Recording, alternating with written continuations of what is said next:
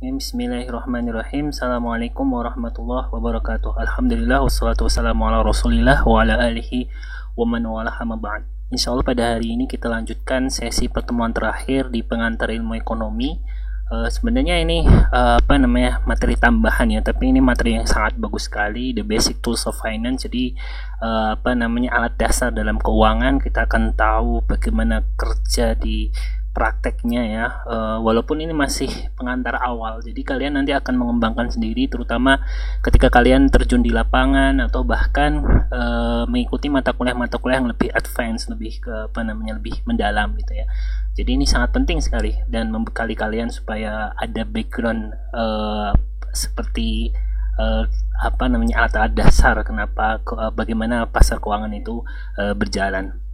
Nah, jadi yang pertama adalah kita akan belajar tentang masalah present value, bagaimana kita menggunakannya dan membandingkannya di sepanjang waktu. Jadi ini teori ribawi sebenarnya, walaupun saya sebenarnya kurang tertarik membahas, tapi ini sebenarnya yang kalau kita kaji kemudian kita ungkapkan, ini akan memberikan warna atau wajah yang berbeda dibandingkan dengan ekonomi Islam, di mana mereka orang konvensional selalu itu tadi ya, mempresentkan value, jadi menganggap uang itu bernilai dari waktu ke waktu. Kalau Islam adalah sesuai dengan prakteknya, bukan fokus kepada uangnya. Ini sebagai praktek masa riba jahiliyah ya, di mana uang itu dianggap harus dikembalikan dalam jumlah lebih tanpa harus melihat bangunan dasar dari uang tersebut, transaksinya gitu ya. Nah, kemudian mengapa ada juga risk averse? Risk averse ini adalah pengalihan atau kita menanggulangi resiko ya, atau pengalihan resiko. Jadi kemudian kita bisa kalau beberapa risk transfer dalam rangka teori ekonomi konvensional, sedangkan kalau asuransi syariah itu sebenarnya adalah berbagi resiko ya, risk sharing bukan risk transfer, tapi ada sedikit beda, tapi ini akan membahas lebih banyak ketika asuransi syariah ya dan asuransi konvensional, di mana konvensional itu adalah ya bagaimana mendapatkan keuntungan ya, tetapi memang konsep dasar bukan keuntungan sebenarnya, karena konsep dasar di asuransi itu sebenarnya adalah itu tadi, resiko, bukan ajang-ajang keuntungan, tapi ada moral hazard seseorang yang cenderung ke sana. Sedangkan apalagi ke syariah lebih ke risk sharing. Risk sharing itu kita berbagi resiko, artinya kita sama-sama ta'awun di situ. Artinya apabila ada yang terkena musibah, kemudian dia mengklaim, kita rela bahwasanya sebagian uang yang kita bayarkan itu diberikan kepada orang tersebut. Ya, dan bagaimana ini bisa juga melakukan diversification. Diversifikasi itu artinya membedakan atau lebih jeniskan dari satu jenis pilihan, sehingga risiko itu tidak terkumpul pada satu titik. Kemudian apa yang bisa menentukan dari value and asset, jadi nilai dari sebuah aset ini terutama di pasar modal ya. Nanti kita akan bahas ternyata ya di pasar itu banyak hal yang bisa mempengaruhi, dan bagaimana hipotesis dari market yang efisien dan bagaimana mengalahkan market itu hampir impossible. Artinya kita itu mengalahkan pasar itu, kita men-set pasar itu sangat sulit ya. Artinya karena pasar itu terdiri dari banyak sekali pembeli dan penjual ya. Jadi why is beating nearly impossible, hampir tidak mungkin. Maka di sini kayak ada rezeki, semua orang ada rezekinya masing-masing lah istilahnya, semakin menekankan itu ya. Kemudian maka yang pertama adalah jadi sistem keuangan ini mengkoordinasikan atau mengendalikan tentang masalah saving dan investment. Jadi tabungan kemudian dichannelkan ke investasi. Jadi tabungan kemudian diinvestasikan. Jadi bukan kalau kadang-kadang ada bubble ekonomi itu ketika tabungan ditabungkan tapi nggak ada investasinya, sehingga kemudian akhirnya apa, sebenarnya itu hanya ilusi saja, tambahan-tambahan uang itu. Maka kalian jangan sampai tertipu apabila ada tawaran-tawaran menaruh uang, menabung uang, dapat sekian dan lain sebagainya. Kalian harus hati-hati, kalian harus periksa apa yang sebenarnya menjadi investasi dari tabungan itu. Kalau tidak diinvestasikan, tidak diputar, bagaimana bisa mendatangkan uang yang berlebih itu? ya nggak mungkin masa lewat jin dan lain sebagainya. Itu menjadi sebuah yang kurang kita bisa percayai.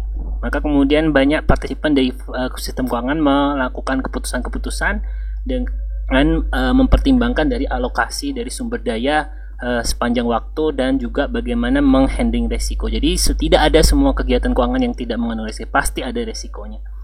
Kemudian maka finance, ya, keuangan, kita belajar di pengantar ekonomi. Di awal kita sudah senang how people make decision. Jadi sangat-sangat pelajaran ini kami harap itu kalian mendapatkan banyak manfaat, terutama kalian lebih menjadi bijaksana dalam mengambil keputusan-keputusan, ya.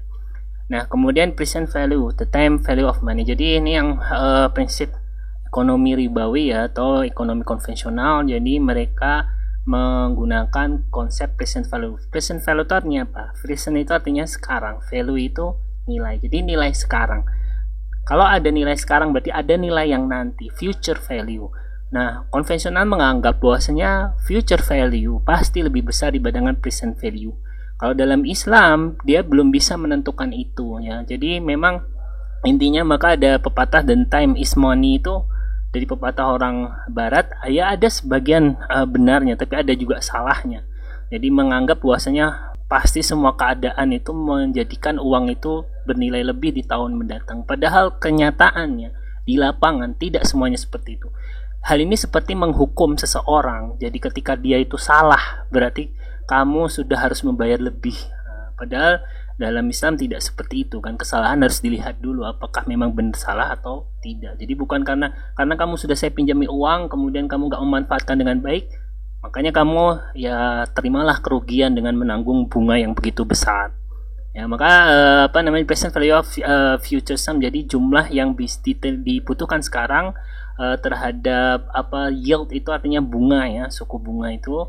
Kemudian yang terhadap pada prevailing interest rate, jadi suku bunga yang ada. Nah, suku bunga inilah yang kemudian mempengaruhi dari perbedaan present dan future value. Kalau seandainya suku bunga 10% misalnya, maka angka 1 juta sekarang, tahun depan future value-nya adalah 1.100.000. Nah, itu contohnya. Nah, maka kita akan melihat bagaimana pengaruh dari suku bunga yang cukup besar dalam dunia keuangan kita, ya.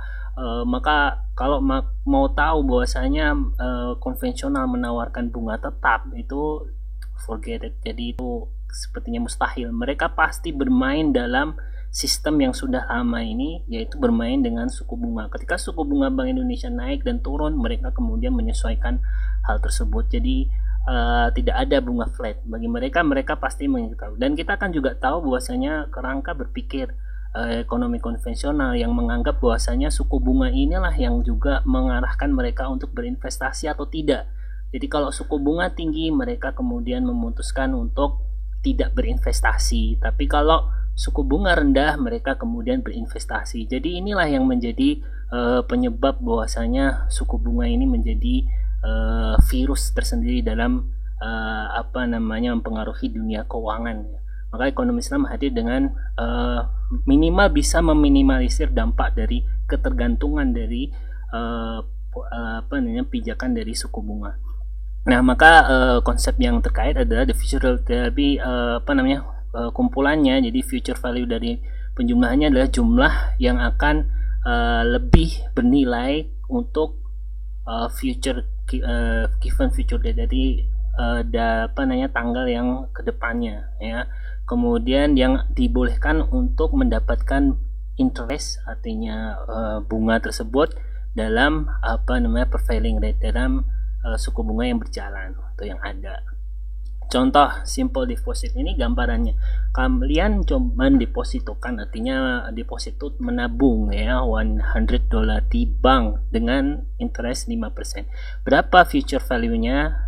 Ya, tentukan juga dengan berapa tahun gitu. Artinya setiap tahun misalnya kalau 5%, kalau biasanya deposito ya seperti itu, 5% per year, maka ya setiap persen tambah 5%. Mungkin kalian akan berkata sederhana, misalnya gini, 5% dari 100 itu kan 5.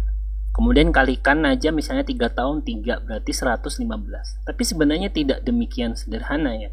Masih ada tambahan karena pengkuadratan itu menjadi faktor pembeda. Maka jangan kaget ketika misalnya kalau bayar cash 100 juta tapi kalau kredit dengan bank gitu kemudian menjadi 160 juta misalnya, karena memang ada pengkuadratan dari jumlah tahun dan penerapan bunga yang berjalan.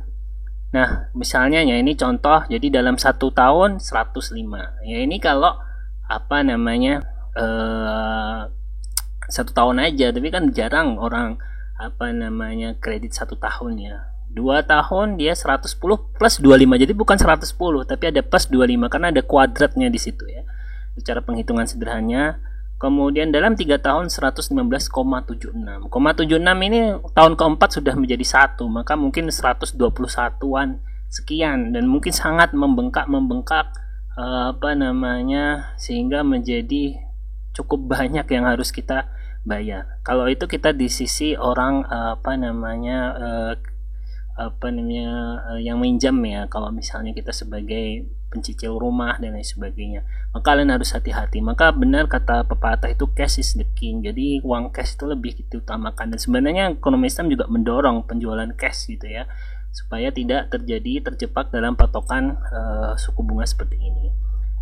Makanya di rumusannya itu kalikan berapa tahun, semakin lama berarti semakin besar bunga yang akan multiple-nya atau akan dikalikannya ya. Nah, maka kalau bisa kalian meminjam, minimalkan jangka waktunya.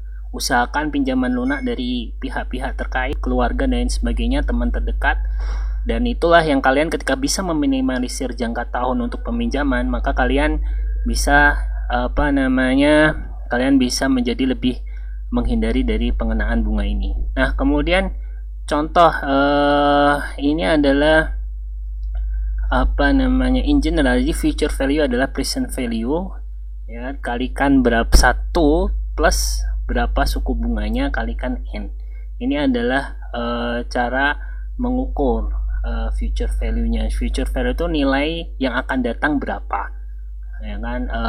Maka ketika misalnya tadi 5%, nanti ada simpulannya, hasilnya adalah kalau seandainya misalnya bunga 6%, kemudian apakah General Motor itu perlu menggunakan atau memanfaatkan 100 juta untuk membangun sebuah pabrik baru yang bisa yang pembayarannya itu atau istilahnya yang akan menghasilkan 200 juta dalam 10 tahun. Nah, kadang-kadang keputusan ini ya, jadi keputusan untuk saya bangun mau pabrik atau tidak itu ada beberapa yang menggunakan decision makingnya berdasarkan suku bunga. Ketika suku bunga rendah dan bisa menghadirkan keuntungan yang lebih besar, maka mereka akan ambil. Tapi ketika ternyata ongkos meminjam modal itu lebih besar daripada keuntungan yang akan didapat, mereka kemudian memutuskan untuk tidak melakukan investasi tersebut atau membangun pabrik tersebut ya. Jadi pertama kita menentukan present value dari 200 juta dalam 10 tahun itu, maka kemudian dikumpulkan dari rumusan tadi ya, present value-nya adalah 112 juta rupiah ya, 100 juta yang dalam 10 tahun 112 juta. Nah, karena present value ya, present value-nya itu lebih besar daripada cost factory-nya, maka General Motor harus mengambil. Jadi karena keuntungannya cukup besar, keuntungannya kan nanti 10 tahun dapat 200 juta ya. Kalau misalnya 100 juta dinilai dari sekarang cuma 112 juta, maka ketika keuntungan itu yield itu keuntungan 200 juta itu dalam 10 tahun dibandingkan mengeluarkan 100 juta sekarang, lebih baik mereka membangun pabrik tersebut. Tapi berbeda nanti ketika suku bunganya itu tinggi ya, karena suku bunga ini memang sangat-sangat mengubah. Jadi banyak sekali orang itu cenderung berhutang tapi tidak memperhatikan bahwasanya ternyata keuntungannya itu lebih kecil dibandingkan tanggungan bunganya. Maka inilah dosa atau celah atau cacat dari sistem keuangan ribawi ya, sangat cukup gambling dalam hal ini. Kalau kita benar-benar bisa memastikan keuntungan yang banyak, maka aktivitas kita meminjam tersebut menjadi bermasalah. Seperti yang kita alami di Indonesia yang sekarang ini sedang membengkakkan jumlah hutang kita. Maka kita pertanyakan apakah benar Indonesia nanti bisa benar-benar menghadirkan keuntungan yang sepadan dibandingkan kita menambah hutang yang sekian ribu triliun. Maka itu menjadi ancaman. Maka kalau kalian ingin menyelamatkan Indonesia, minimal kalian harus menjadi generasi yang terbaik yang bisa mendapatkan penghasilan bukan hanya dalam negeri dari konsumsi mayoritas penduduk kita, tapi juga konsumen dari luar negeri. Nah, maka dari itu katakanlah misalnya, nah ini kan ketika ternyata suku bunga naik 0,09 artinya 9%. Kemudian apakah General Motor ini sebuah pabrik mobil harus mengambil 100 juta dari kasnya untuk membangun yang akan menghasilkan 200 juta dalam 10 tahun? Nah, jawabannya adalah kita harus menghitung bahwasanya ternyata ongkosnya itu, jadi kita kalikan ya 11984. Jadi ternyata kalau ini kan tadi dari 100 itu kita bandingkan ya, PV-nya itu lebih besar daripada cost factory-nya adalah 100, maka ambil lah, karena memang ternyata ya 100 jutanya itu lebih besar. Tapi ketika ternyata kita hitung dari ukuran suku bunga tadi, 200 miliar ditambah 1,099% kalikan 10 pangkat ya, 10 pangkat ini karena 10 tahun 84 miliar ini adalah yang present value yang sekarang ya, dan biayanya itu kan 100 juta tadi. Ternyata biayanya lebih besar dibandingkan cost factory-nya yang 100 juta. Jadi karena 84 itu kurang dari 100 juta sebagai ongkos tadi, maka should not build it. Dia harusnya GM nggak membangun produk tersebut. Jadi inilah alasan sebagaimana sebenarnya hutang itu bukan selalu solusi. Nah, ini adalah kalian juga jangan kemudian mudah berhutang sebagai pengusaha, karena banyak pengusaha yang kemudian kesulitan luar biasa dalam membayar cicilannya, atau bahkan proyeksi dari usahanya itu tidak berhasil, mungkin hanya membangun bisnis ikut-ikutan dan sebagainya tanpa fundamental bisnis yang baik. Maka sekali lagi kalian harus berhati-hati dalam memanfaatkan utang. Kalau perlu kalian udah pastikan dulu ada pesanan yang akan menjamin keuntungan kalian, baru kalian akan berani untuk berhutang. Atau misalnya ada kontrak jangka panjang, kalian sebagai supplier, kalian kekurangan modal, maka ketika sudah ada kontrak bahwasanya kalian ditunjuk sebagai tender yang menang atau pemenang tender, maka kalian berani untuk meminjam ya. Maka dari itu kalian lihat di seperti ini banyak bermain koruptor ya tentang masalah kontrak ini, karena ketika mereka mendapatkan kontrak dari pemerintah sebagai pemangku kebijakan dalam memanfaatkan APBN ya, seperti kasus masalah lobster dan lain sebagainya, mereka sudah, karena ada undang-undang yang mereka buat, kesepakatan, mereka udah hampir memastikan ada keuntungan yang mereka dapatkan ya, karena kadang-kadang ini kebijakan yang juga bisa berpengaruh gitu ya. Maka present value ini membantu kita untuk menjelaskan bagaimana investment falls when the interest rate rise. Jadi investasi itu akan turun ketika suku bunga itu naik, karena orang merasa perlu berpikir ulang karena dia harus memastikan keuntungan yang dia dapat itu harus lebih besar dibandingkan dengan biaya ongkos dari meminjam modal. Dan ini juga dalam tataran ekonomi Islam seperti ini ya, riba ya, karena memang sistemnya bagi hasil, bukan hanya sekedar orang pinjam uang terus kemudian selesai masalah, yang penting kamu balikan dengan bunganya, tidak seperti itu. Nah, kemudian contoh juga ini ketika kamu berpikir untuk membeli a sick acre a lot for $70,000, jadi 6 hektar ya, yang dimana ini akan menjadi 100.000 in 5 years dalam 5 ini. Tapi analisis tentang ini akan bernilai 100.000 itu bukan analisis yang mudah ya. Bahkan mungkin saat ini menjadi pelajaran ketika ada pandemi, banyak investasi kemudian berguguran ya, karena menganggap bahwasanya tidak ada yang mengira dampak pandemi sekian luar biasanya gitu ya. Jadi ada beberapa business owner atau investor yang cukup mengalami kerugian yang besar ya, karena mereka kan waktu itu mungkin pada saat ini ada yang sebelum terjadinya pandemi mereka meminjam uang begitu banyak untuk segera diinvestasikan dan mengangkat. Tapi ternyata di dalam bertahun berjalan, tahun kalender misalnya, ternyata terjadi pandemi sehingga bunganya tetap berjalan, tetapi mereka itu kesulitan berinvestasi karena terhambat dengan pandemi, ya seperti itu. Maka pertanyaannya adalah bagaimana, apakah kita ambil atau tidak? Maka yang ditanyakan adalah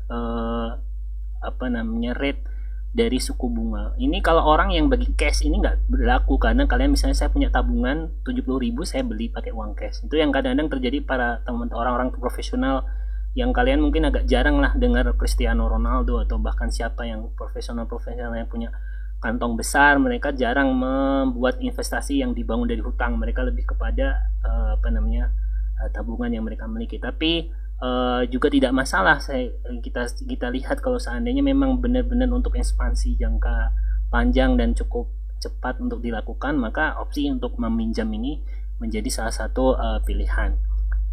Apakah kamu akan membelinya ketika suku bunga itu 10%? Ini jawabannya sebenarnya jelas. Kalau A, 5% bunga lebih sedikit. Artinya kalau jawab pertanyaan ini, kecenderungan kita pasti beli ketika suku bunga rendah, dan kita akan beli di 10%. Maka sekarang ini suku bunga itu cukup rendah ya karena untuk investasi. Tapi bagaimana orang juga agak berpacu dengan dampak pandemi ini akan berakhir atau tidak. Maka ini dengan penemuan vaksin kemudian mulai berjalan, ini mulai pasar modal mulai naik ya, karena merespon bahwasanya pandemi ini akan berakhir. Tapi ketika ada varian baru, bahkan mungkin muncul virus baru, maka itu juga akan menghambat dan justru membuat keputusan kita bisa jadi salah ketika berinvestasi, karena ternyata terjadi hal-hal yang memburuk situasi pasar.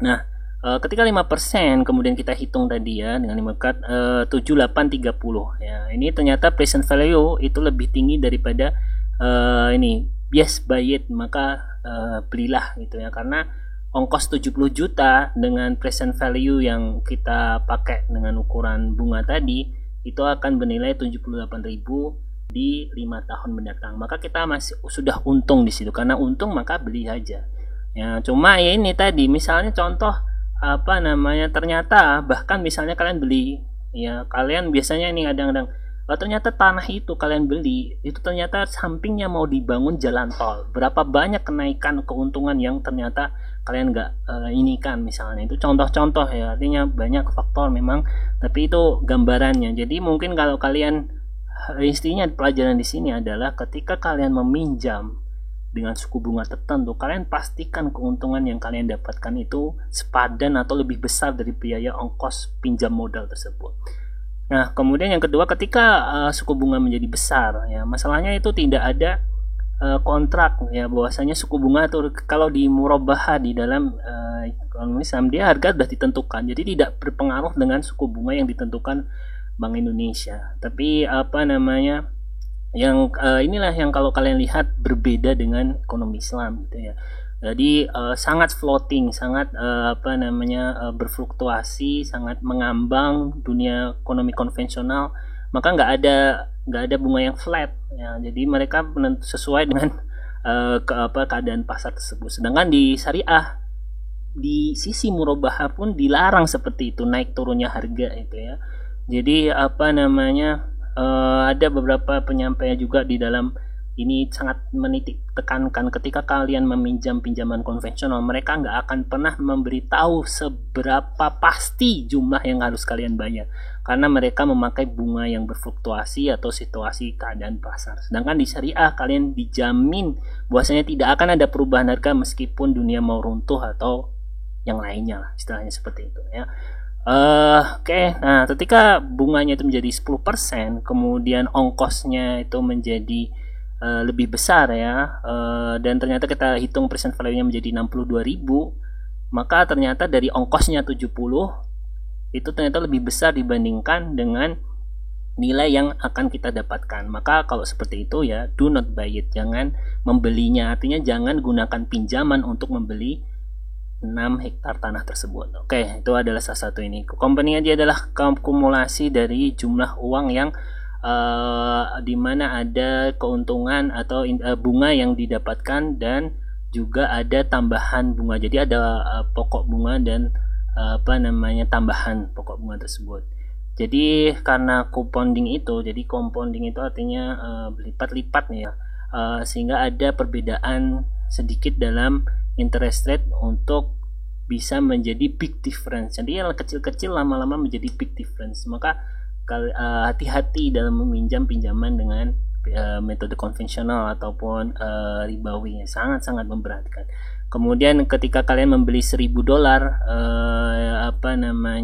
untuk misalnya saham Microsoft untuk 30 tahun, ini dalam compounding ini artinya berapa banyak yang harus kita akan dapatkan, karena kalau di sisi compounding ini kita membahas tentang investor ya. Jadi lagi-lagi adalah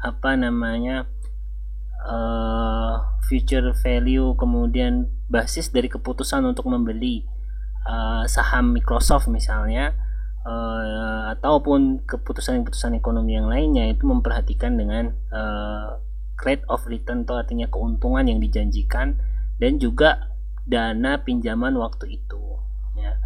Jadi kalau seandainya rata-rata 0,8, maka dari 1.000 itu future value-nya menjadi 10.000 karena dikalikan 30 tahun ya. Maka ini yang menariknya untuk pasar modal itu ada yang gerakan tabung saham tadi ya, memang kedepannya diharapkan selalu meningkat karena jumlah manusia, populasi semakin meningkat, pemain pasar saham semakin banyak, sehingga ketika semakin kedepannya itu semakin banyak. Tapi apakah selalu demikian? Jawabannya juga tidak, karena kalian lihat dampak pandemi itu juga merontokkan banyak pasar sahamnya, karena memang banyak sekali pemangkasan, kemudian kegiatan-kegiatan ekonomi dibatasi karena pandemi, sehingga ya memangkas banyak dari hal tersebut. Ini kan hitung-hitungan prediksi ya, tapi kadang tidak sesuai dengan di lapangan. Nah, jadi ini adalah salah satu analisis untuk basis pembelian saham, the rule of 70 ya. Jadi ketika ada variabel yang tumbuh pada satu tingkat tertentu pada berapa persen per tahun, kemudian maka dia akan will double, akan menjadi 2 kali lipat dalam 70 per berapa tahun yang diinginkan. Contoh misalnya kalau suku bunga 5%, maka deposit akan double in about 40 years. Jadi kalau kalian itu cara penghitungannya ya, ini contoh, kalau kalian nabung 1 juta dengan interest rate 5% selama 14 tahun itu, dia akan menjadi 2 kali lipat. Contoh, nabung 1 juta setelah 14 tahun menjadi 2 juta ya kan, karena ada interest rate yang cukup flat ya, banyak seperti itu. Jadi itu di aspek tabungan. Tapi sebenarnya saya harapkan kalian tidak hanya fokus di tabungan, bagaimana kalian menjadi pengusaha ya, yang lebih bisa memutarkan uang daripada sekedar menanti rate yang pasti ini, yang kadang-kadang ya cukup dibandingkan dengan kalian operasional bisa lebih besar ya, bisnis di lebih baik dibisniskan, kadang-kadang menjadi lebih besar. Kalau seandainya interestnya 7%, dia akan double dalam 10 tahun. Jadi kalau 10 tahun, jadi nggak 14 tahun, cukup 10 tahun dia akan 2 kali lipat ya. Makanya ya penting untuk minimal jangan dibiarkan mengendap ya, tapi diinvestasikan atau minimal ditabungkan atau dilingkan dengan lembaga keuangan. Tapi kalian sebagai hukum komersial ya lingkan dengan hukum lembaga keuangan syariah. Nah, kemudian risk aversion, jadi pengalihan risiko ya, karena apa, orang itu banyak yang tidak suka tidak kepastian, termasuk saya orang yang nggak suka ketidakpastian. Semuanya orang pastilah, kalian orang digantung itu mesti kan belakang urusan asmara itu menjadi juga semua tidak akan pasti kecuali setelah di meja akad ya.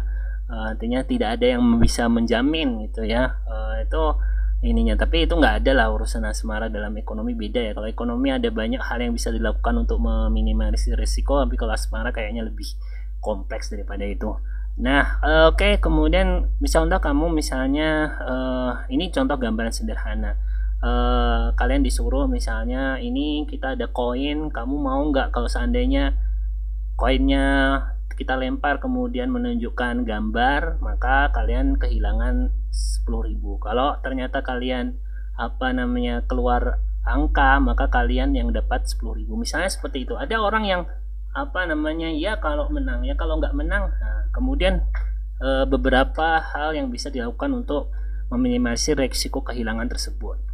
Ya, ini contoh, ini kalau heads itu artinya kepala, kalau buntut maka kehilangan 1.000. Apakah kamu harus mengambil gambling ini atau judi ini? Ya, kalau kamu memang yang menghindari, mengalihkan ini, berarti artinya the pain of losing 100 would exceed the pleasure of winning ini. Jadi orang itu beda-beda di sini, maka kalian harus mau ketahui. Saya nggak paham makanya orang kenapa kok judi padahal kalau ekonominya sedang sulit ya, terutama ini karena edukasi yang sangat rendah.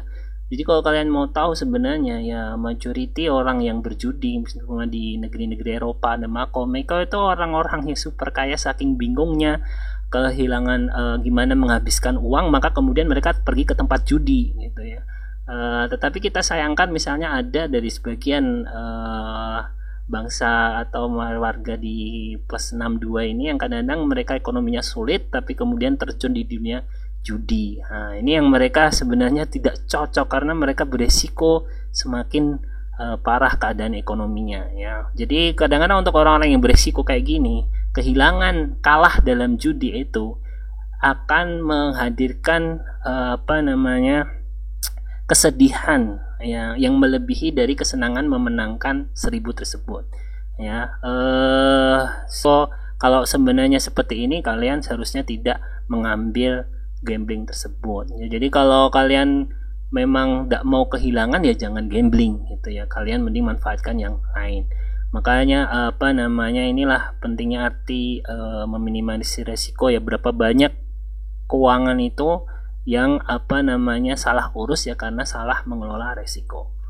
Nah, baik, kemudian ada utility function. Jadi ini adalah subjektif pengukuran yang kesejahteraan yang dibangun berdasarkan dari wealth, dari kekayaan ya. Artinya gimana? Katanya semakin kaya seseorang, dia semakin bisa mendapatkan utilitas ya. Jadi makanya itu di orang-orang judi ternyata di ini, tapi kita tahu ada beberapa orang yang memang udah ekonominya sulit tapi tetap aja berjudi ya. Padahal sebenarnya orang-orang tersebut melihat banyak prakteknya, misalnya yang tahu paham ekonomi, mereka adalah orang-orang yang memiliki wealth yang lebih atau kemakmuran keuangan yang lebih ya. Itu memang kadang-kadang sifat tabiat ya.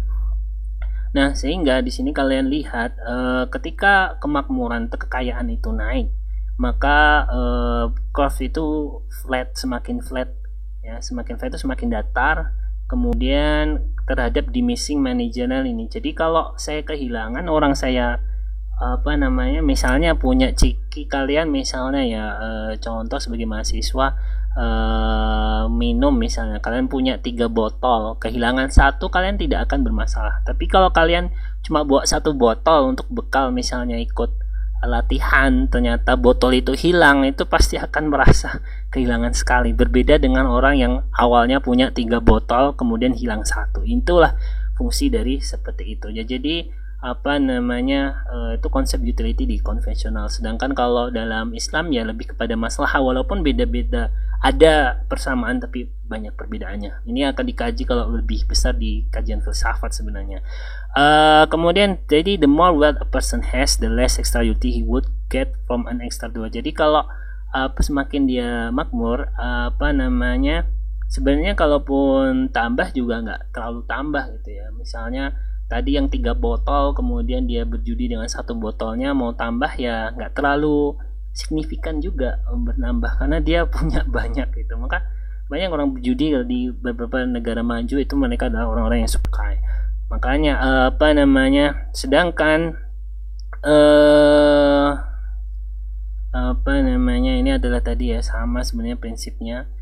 Jadi utility loss, jadi aspek utilitas ketika kehilangan 1.000, utility gain ini. Jadi semakin orang itu makmur, dia semakin tidak terpengaruh ya. Tapi semakin orang itu kekayaannya terbatas, itu semakin terpengaruh. Maka orang yang misalnya contoh Nanti kita akan bahas kenapa ini. Jadi kalau kalian memang punya resiko yang besar, utility loss-nya itu besar, kalian perlu mengalihkan resiko. Contoh begini, tapi ini bukan hanya masalah kekayaan aja ya, banyak hal. Misalnya alasan memilih asuransi kesehatan. Kalian kalau seandainya ada yang masih hobi merokok misalnya, kalian sangat wajib untuk ikut asuransi karena sangat berpotensi untuk sakit dengan yang sudah diingatkan dalam bungkus-bungkus rokok itu ya. Jadi kalau kalian sudah perokok, kemudian sangat rentan untuk terjadi penyakit-penyakit yang ada di bungkus rokok itu, kemudian kalian nggak ikut asuransi, berapa banyak dana yang harus kalian siapkan gitu. Jadi ketika kemudian maka orang yang ikut asuransi sangat sangat mulai meningkat ketika mereka sudah berada di usia-usia akhir atau usia-usia atau bahkan kondisi-kondisi yang lebih berisiko untuk terkena penyakit atau terjadi masalah gitu ya. Ini gitu. Jadi ini gambaran dari mengapa pentingnya ada pelajaran tentang utility tadi ya. Jadi utility itu atas asas manfaat yang hilang. Oke. Nah, kemudian maka ada caranya, yaitu misalnya kalian orang yang berisiko tadi ya, pakai namanya insuran. Jadi apa itu insuran ini dalam tataran lebih umumnya ya, bukan hanya sekedar tadi ya mengalihkan risiko, karena ada yang orang yang kemudian inginnya itu untung, padahal sistem asuransi itu bukan untung. Sistem asuransi adalah mengalihkan risiko. Ini yang harus tekankan. Jadi ketika ada seseorang menghadapi sebuah resiko kemudian membayar satu biaya fee untuk perusahaan asuransi yang dalam gilirannya itu menerima segala macam jenis resiko. Misalnya kalian nggak pinter nyetir mobil, sekali kalian nyetir kemudian ditabrak dari belakang, nah itu kan ada resiko. Tapi kalian karena tadi sudah mengikuti asuransi, kalian tidak perlu takut karena tinggal mengklaimkan dari asuransi yang sudah kalian bayar. Nah, tapi kalau kalian orangnya ini mobil nggak pernah keluar kecuali malam tahun baru atau waktu silaturahim aja, ya itu berarti mungkin lebih tidak butuh gitu ya. Tapi kalau saya tiap hari harus pakai mobil misalnya, nah itu maka dan kalian ditambah dengan skill setir yang kurang baik, maka itu yang menjadi pilihan untuk mengurangi resiko ya.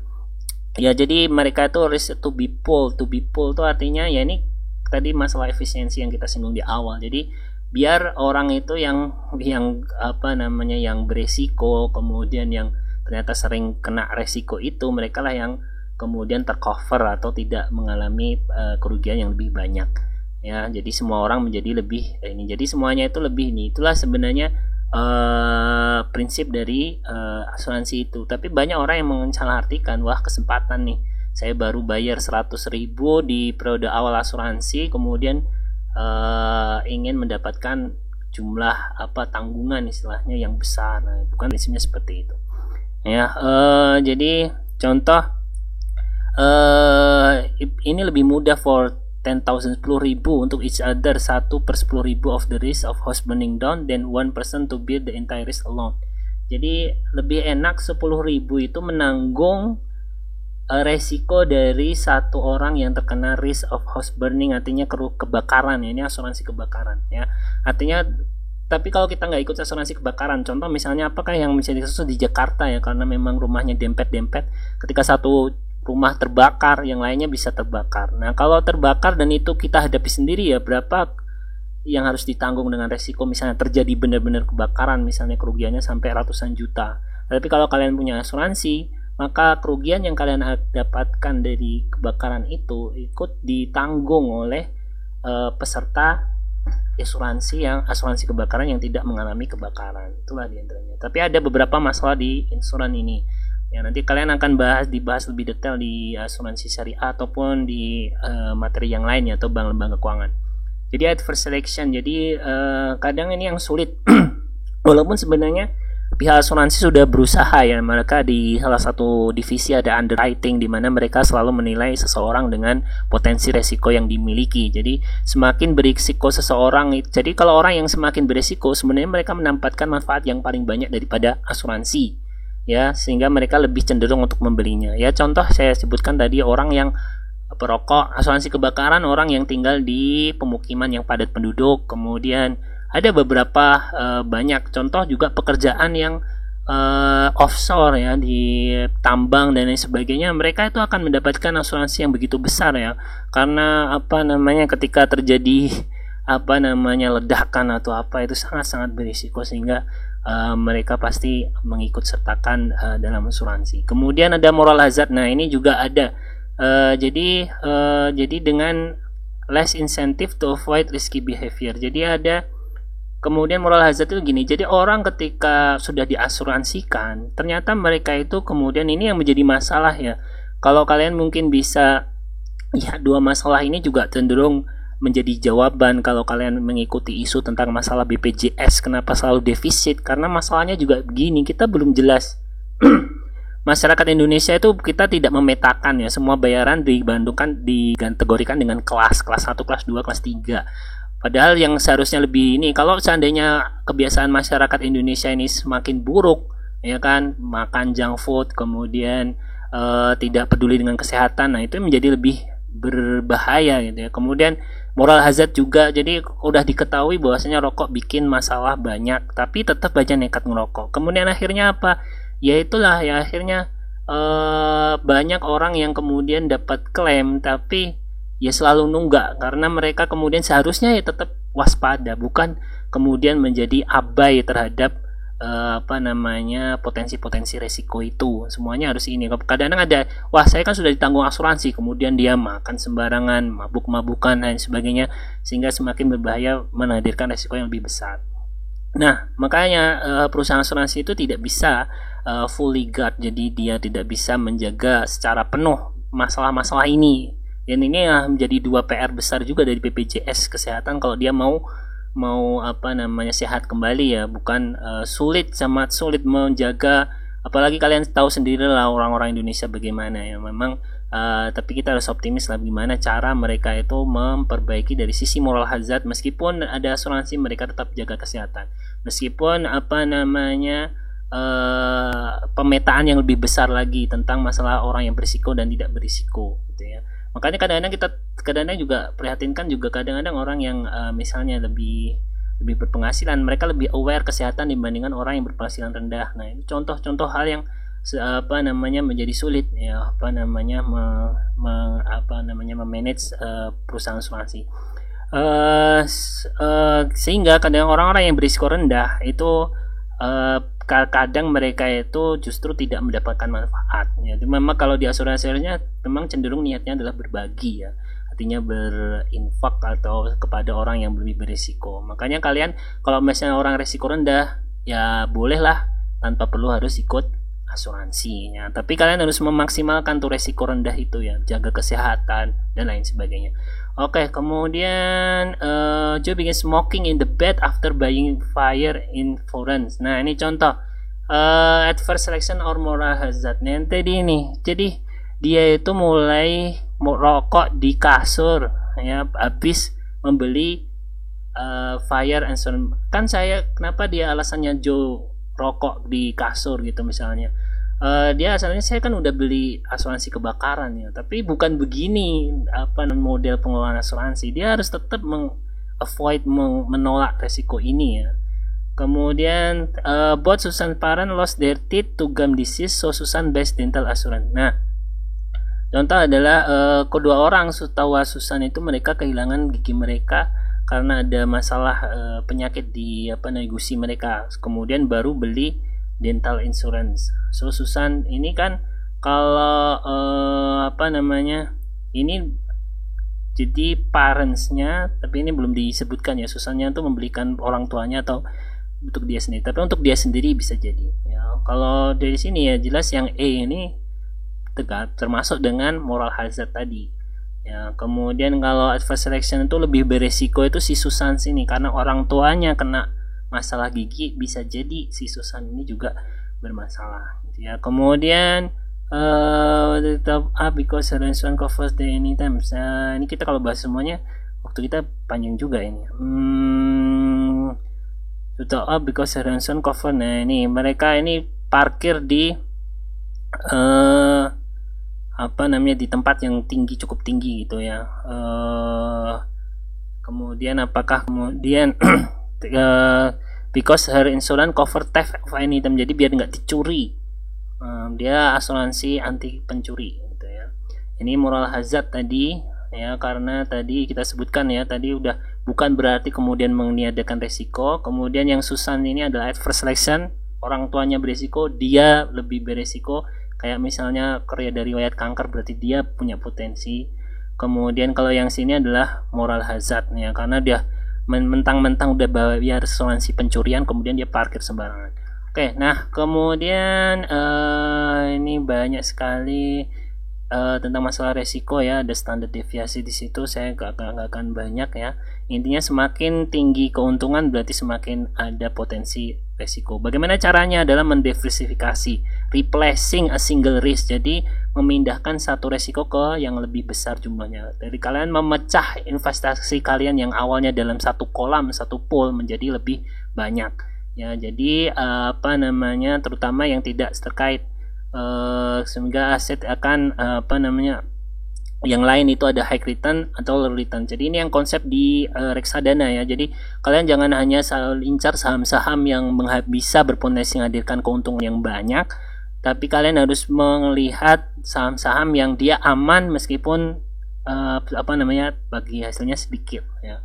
Kemudian jadi biar lebih ini, jadi saya pernah ketika dalam investasi saham ada yang mengatakan belilah saham konsumsi ya, terkait konsumsi, misalnya saham makanan itu ya, maksudnya Indofood, kemudian Garuda Food. Karena apa? Saham makanan itu adalah saham defensif, jadi dia kalaupun dia berkurang tidak akan banyak, karena pasti semua orang meskipun sekrisis apapun tetap butuh makan. Itu contoh. Saham defensif ini mungkin adalah saham yang tadi memang nggak akan menghadirkan untung yang besar, tapi dia nilainya tetap stabil dan menjaga apabila yang lainnya cukup mengalami kerugian berat, maka dia bisa menstabilize ya, untuk menstabilkan sehingga ada spesifik resiko yang bisa dihindari. Nah, tetapi diversifikasi itu tidak reduce market, ada potensi yang tidak bisa di reduce, yaitu adalah pasar ya, karena resiko pasar ini sulit banget, kita nggak bisa. Resiko pasar itu macam-macam, seperti kegiatan yang tidak bisa kita handle itu resiko pasar, karena resiko terkait pasar, jadi semua pelaku pasar yang membuat adanya risiko itu, dan kita kan nggak bisa mengendalikan semua perilaku ya, kecuali mungkin pengambil kebijakan atau pemerintah bisa jadi ada kebijakan-kebijakan tertentu. Sehingga ketika kita membeli increasing the number of stock, jadi kita membeli dalam jumlah saham yang lebih, artinya bermacam-macam, maka kemudian kita bisa mengurangi spesifik resiko dari saham perusahaan tertentu yang kita beli. Tapi but market risk remain, jadi ya resiko pasar tetap ada ya. Mungkin kita menghindari satu resiko dari perusahaan itu aja, tapi market itu kan lebih besar ya, dimana kadang-kadang misalnya ada pandemi kemarin, ada kemudian semua investor lari itu misalnya ya. Sebenarnya Indonesia cukup diuntungkan karena memang tidak lebih parah lah pengelolaannya, terutama di negeri Eropa dan Amerika ya. Maka di sini ada trade off, ini kita sudah sering bahas, yaitu antara resiko dan keuntungan.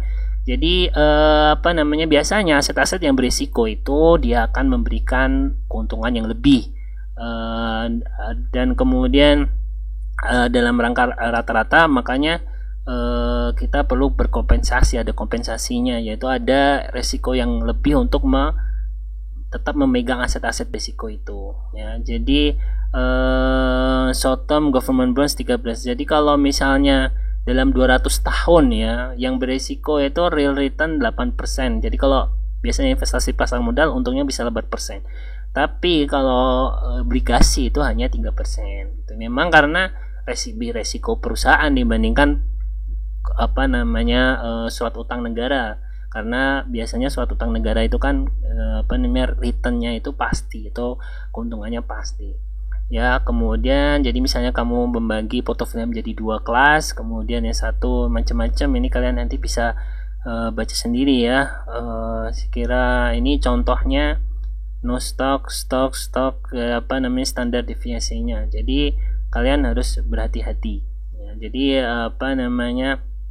diversifikasi dan ada standar deviasi yang bisa dipakai ya. Jadi menaikkan jumlah saham itu bisa menaikkan keuntungan, tetapi juga bisa menaikkan resiko. Jadi semakin kalian menambah saham, ya memang semakin banyak investasi, ada kemungkinan kalian semakin banyak keuntungan, tapi semakin tinggi pula ada resiko. Maka kalian harus hati-hati, terutama kalian kalau mau dimainkan dengan pialang, artinya kalian membeli ya berdasarkan perintah orang lain, kalian harus berhati-hati. Maka ada orang yang di pasar saham itu kaya dalam sehari, miskin dalam sehari, ya, karena sangat-sangat fluktuatif, ya.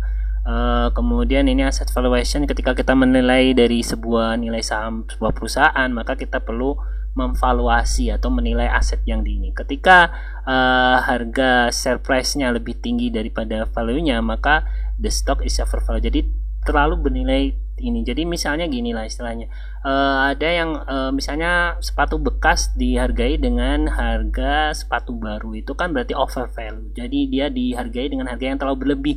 Orang second kok harganya sama dengan baru gitu ya. Apa bedanya? Mungkin karena yang memakai artis atau itu beda lagi. Maka kemudian tapi ketika harga itu kurang dari value, itu selalu diidentikan dengan harga pasar ya.